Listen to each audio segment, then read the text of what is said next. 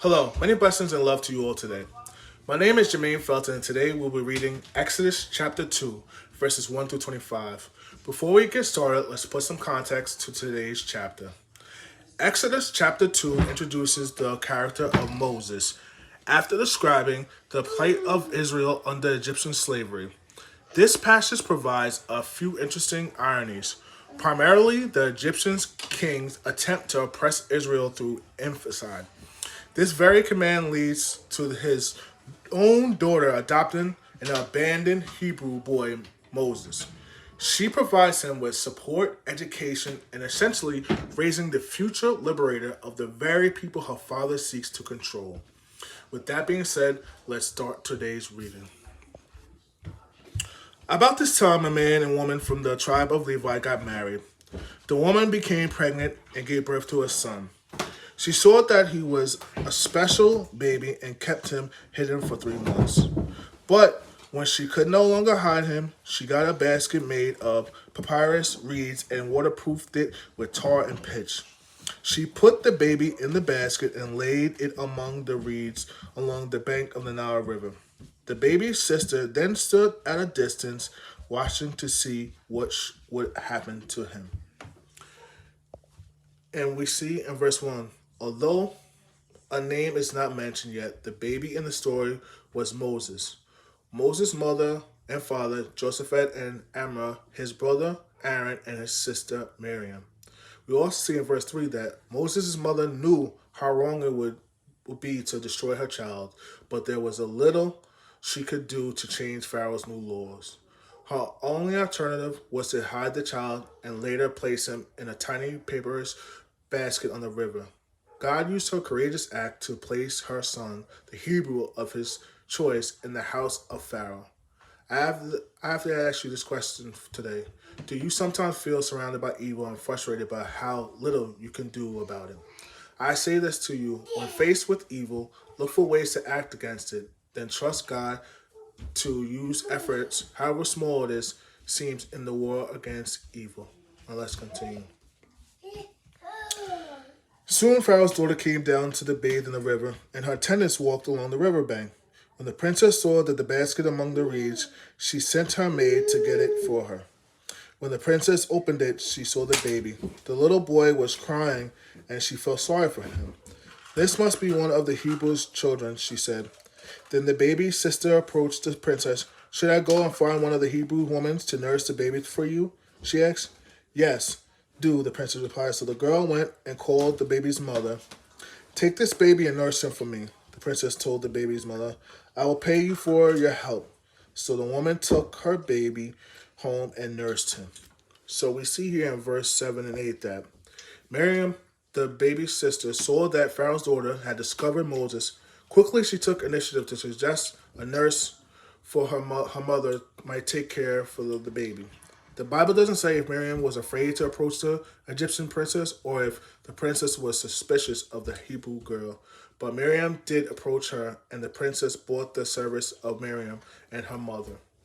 Their family was reunited. Special opportunities may come our way unexpectedly. Don't let the fear of what might happen cause you to miss an opportunity.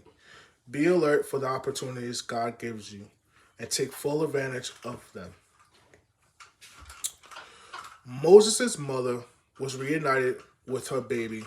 God used her courageous act of saving and hiding her baby to begin his plan to rescue his people from Egypt. God doesn't need much from us to accomplish his plans for our lives. Focusing on our human predicament may paralyze us because the situation may appear humanly impossible. But concentrating on God and his power will help us see the way out. Right now, you may feel unable to see through your troubles. Focus instead on God and trust him for the way out. That is all he needs to begin his work in you. And let's continue. Later, when the boy was older, his mother brought him back to Pharaoh's daughter, who adopted him as her own son.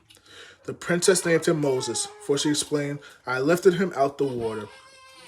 Many years later, Moses had grown up and went out to visit his own people, the Hebrews, and he saw how hard they were forced to work.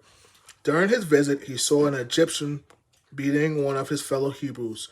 After looking in all directions to make sure no one was watching, Moses killed the Egyptian and hid the body in the sand.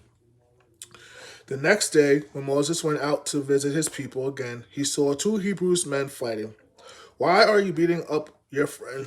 Moses said to the one who had started this fight. The man replied, who appointed you to be our prince and judge? Are you going to kill me as you killed that Egyptian yesterday? Then Moses was afraid, thinking everyone knew what I did. And let's stop here. Now we see in verse 12 to 14, Moses tried to make sure no one was watching before he killed the Egyptian. But as it turned out, someone did see, and Moses had to flee the country. Sometimes we mistakenly think we can get away with doing wrong if no one sees us or catches us. Sooner or later, however, doing wrong catches up with us as it did with Moses. Even if we are not caught in this life, we still have to face God and his evaluation of our actions. All right, let's continue. And sure enough, Pharaoh heard what happened, and he tried to kill Moses. But Moses fled from Pharaoh and went to live in the land of Midian. When Moses arrived in Midian, he sat down beside a well. Now the priest of Midian had 7 daughters who came as usual to draw water and fill the water troughs for their father's flock. But some of the shepherds came and chased them away, so Moses jumped up and rescued the girls from the shepherds. Then he drew water for their flocks. When the girls returned to rule and their father asked, why are you back so soon today? An Egyptian rescued us from the shepherds, they answered, and he drew water for us and watered our flocks. Then where is he? Their father asked. Why did you leave him there? I invite him to come and eat with us. Moses accepted the invitation and settled there with him.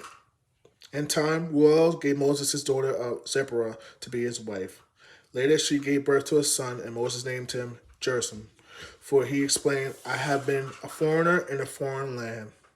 Years passed, and the king of Egypt died, but the Israelites continued to groan under the burden of slavery. They cried out for help, and their cries rose up to God. God heard their groaning, and he remembered his covenant promise to Abraham, Isaac, and Jacob. He looked down on the people of Israel and knew it was time to act. So we see here in verse 15 that to escape punishment for killing the Egyptian, Moses ran away to Midian.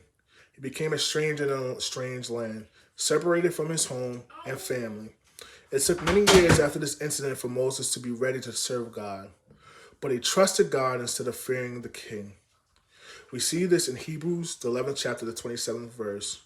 We may feel abandoned or isolated because of something we have done, but though we feel afraid and separated, we should not give up. Moses didn't. He trusted God to deliver him, no matter how dark his past or bleak his future. We also see in verses 23 to 25 that God's rescues doesn't always come in the moment we want it. God had promised to bring the Hebrew slaves out of Egypt. We see this in Genesis, the 15th chapter, the 16th verse. And we also see it in Genesis, the 46th chapter, the 3rd and 4th verse. The people waited a long time for that promise to be kept.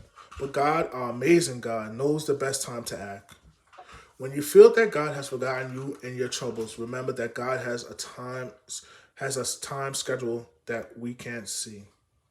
And I pray that today you know that God is always with you. He will never leave you. And don't let the things of your past stop you of the full and amazing love of God. Have a blessed day, brothers and sisters.